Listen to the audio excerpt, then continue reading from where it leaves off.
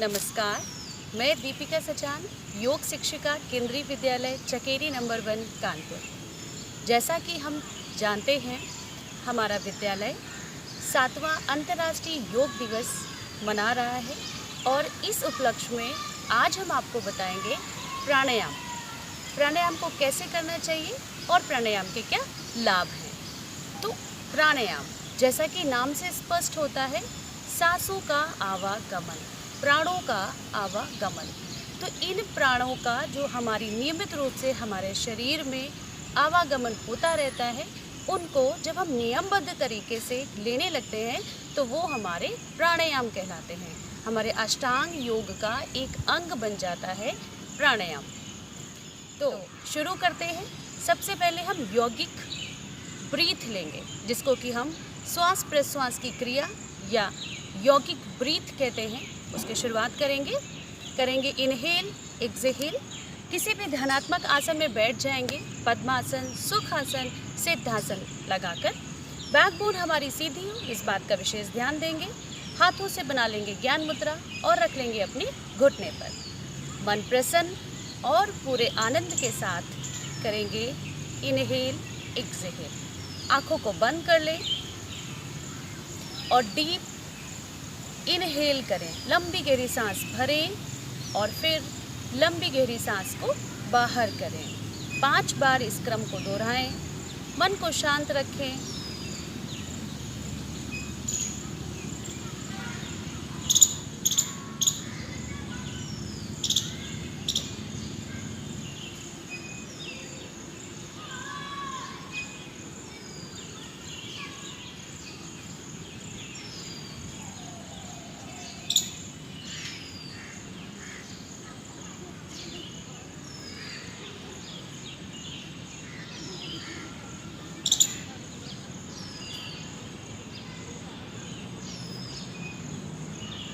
और 5 क्रम पूरे हो जाने के बाद अब हम करेंगे अनुलोम विलोम प्राणायाम। जैसा कि नाम से विदित है, अनुलोम विलोम, सांसों का सीधा और उल्टा आवागमन। तो इसके लिए हम लेफ्ट हैंड से ज्ञान मुद्रा और राइट हैंड से प्रणव मुद्रा बनाएंगे और अपने राइट नॉस्ट्रिल को लॉक करेंगे। लेफ्ट नॉस्ट्रिल से सांस को भरेंगे और फिर लेफ्ट को भी लॉक कर देंगे और राइट नॉस्ट्रिल से सांस को बाहर करेंगे। जिस नॉस्ट्रिल से सांस को बाहर किया है, इसी से वापस सांस को भरेंगे और लेफ्ट साइड से बाहर करेंगे। ये हमारा एक चक्र पूरा होता है और इसी तरीके से हमें 3 चक्र पूरे करने हैं। तो शुरू करते हैं। लेफ्ट साइड से सांस को भरेंगे, आंखें बंद। ध्यान आपका आपकी नोज टिप पर, कितनी लंबी गहरी सांस आप ले रहे हैं और छोड़ रहे हैं।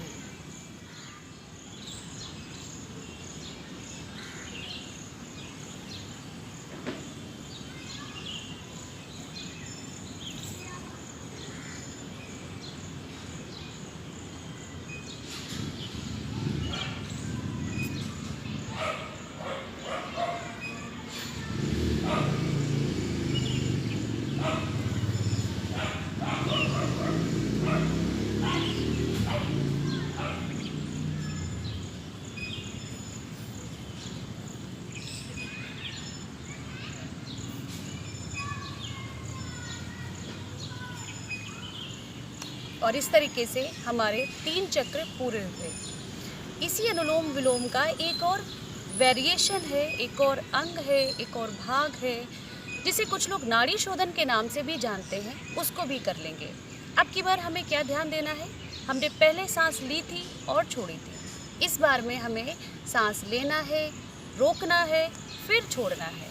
तो अगर आप सांस को लेने में 10 सेकेंड का टाइम लगा रहे हैं तो सांस को रोकेंगे हम 40 सेकेंड और सांस को बाहर करने में लगाएंगे 20 सेकेंड। जितना सांस लेने में समय लगाएंगे उसका दुगना समय सांस को बाहर करने में, और जितना समय सांस को बाहर करने में लगाया है उससे दुगना समय हम सांस को रोकेंगे।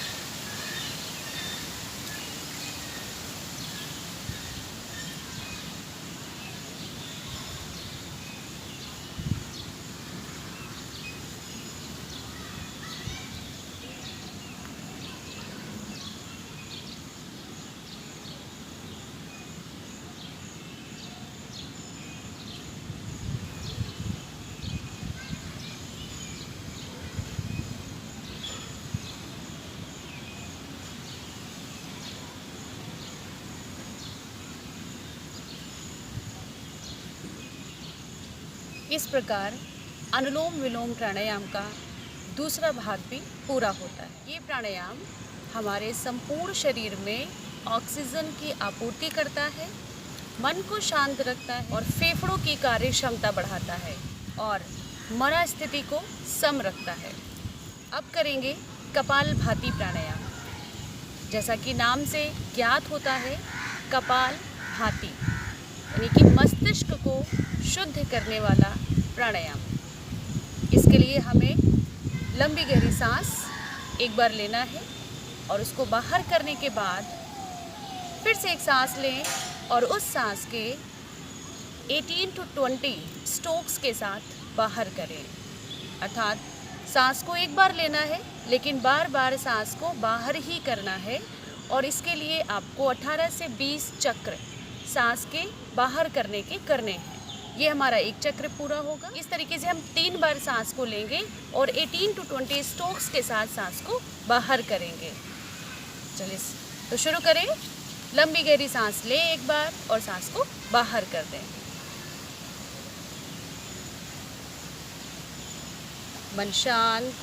और अब फिर से एक लंबी गहरी सांस लें और 18 to 20 स्ट्रोक्स के साथ सांस को सिर्फ और सिर्फ बाहर करना है।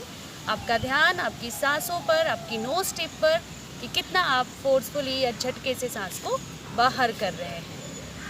बहुत तनाव नहीं लेना, सामान्य स्थिति में रहना है और उसको अपनी ब्रीथ को सिर्फ और सिर्फ छोड़ने में फोकस करना है।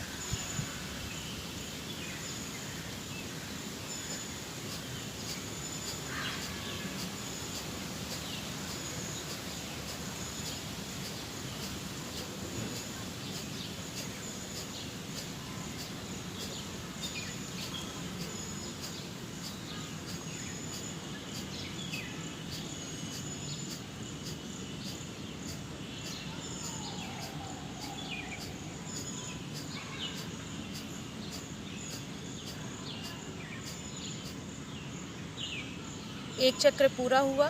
एक बार फिर से सांस लें और फिर से सांस को बाहर करना है।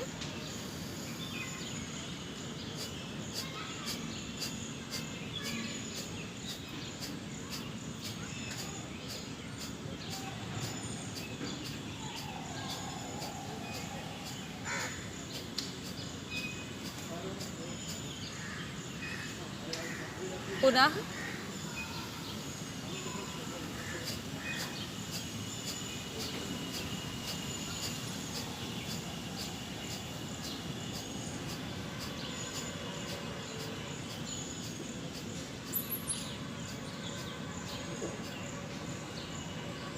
और सहजता से आंखें खोलें, मन शांत। इस प्राणायाम को करने से हमारा फेफड़ों की कार्य क्षमता बढ़ती है, ब्लड सर्कुलेशन अच्छा रहता है, कॉन्स्टिपेशन की प्रॉब्लम ठीक होती है, साथ ही आपके एक्स्ट्रा फैट को रिड्यूस करता है और जो जैसा कि उसका नाम ही है कपालभाति यानी कि हमारे मस्तिष्क को शुद्ध करता है, तनाव को कम करता है। और अब यहीं से करेंगे भ्रामरी प्राणायाम। भ्रामरी प्राणायाम नाम से हमें पुनः विदित हो रहा है कि भौरे की तरह हमें अपनी आवाज़ को गुनगुनाना है। जिस प्रकार भौरा जब गुनगुनाता है तो उसका जो आवाज़ है हमारे पूरे मस्तिष्क में एक वाइब्रेशन क्रिएट करती है। हमें उसी तरीके से अपने उसी वाइब्रेशन को क्रिएट करना है। तो उसके लिए हमें किसी भी ध्यानात्मक आसन में बैठने के बाद अपने अंगूठे को कान में रखना है, लॉक कर देना है, पॉइंटर फिंगर को अपनी आईब्रो में रखना है और 2 उंगलियों से अपनी आँख को बंद कर लेना है, लास्ट वाली को अपने नाक के पास रख लेना है। दोनों शोल्डर 180 एंगल पर रहें जिससे आपके लंग्स ज़्यादा फूल सकें और ज़्यादा आप सांस को भर सकें। लंबा गहरा सांस भरेंगे और उस सांस को भरने के बाद ओम का साउंड निकालना है मुंह के अंदर। जैसे भौरा गुनगुनाता है वैसी गुनगुनाहट करनी है हमें। इसके भी 3 चक्र करेंगे। शुरू करें।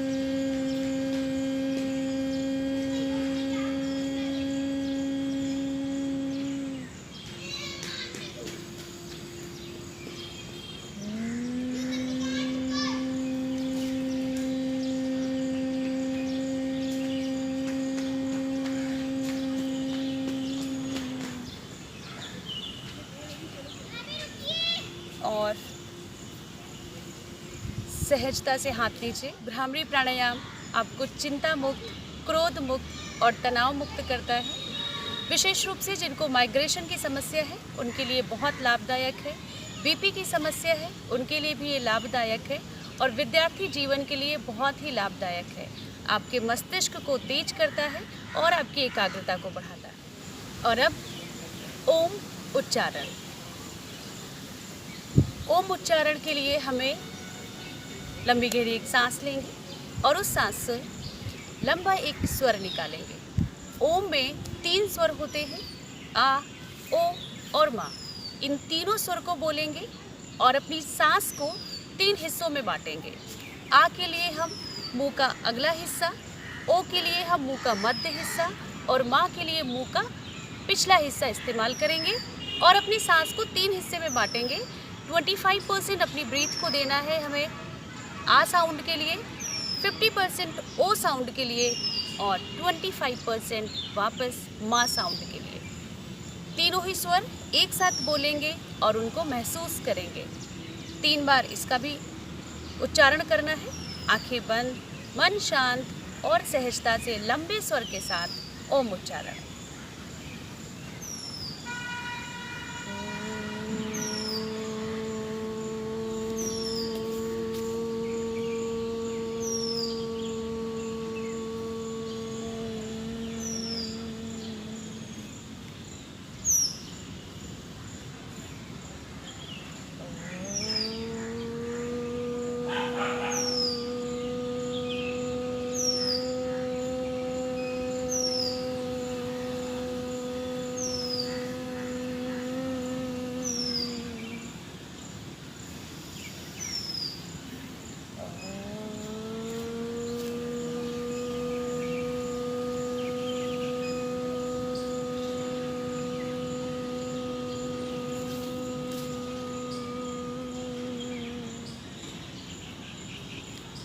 और इस प्रकार 3 बार ओम उच्चारण के बाद शांति पाठ, दोनों हाथों को नमस्कार की मुद्रा में जोड़ लेंगे और शांति पाठ करेंगे।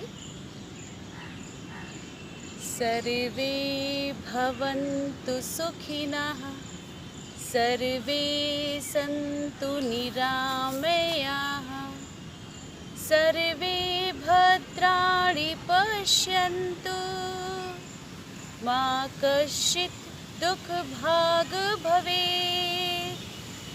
ओम शांति शांति शांति।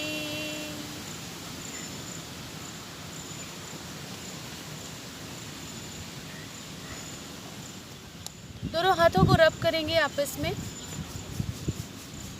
गरम सेक अपनी आँखों पर, अपनी चेहरे पर और आँख खोलकर अपनी हथेली को देखते हुए, मन में प्रसन्नता के भाव रखते हुए आज का योग सेशन यही समाप्त करते हैं।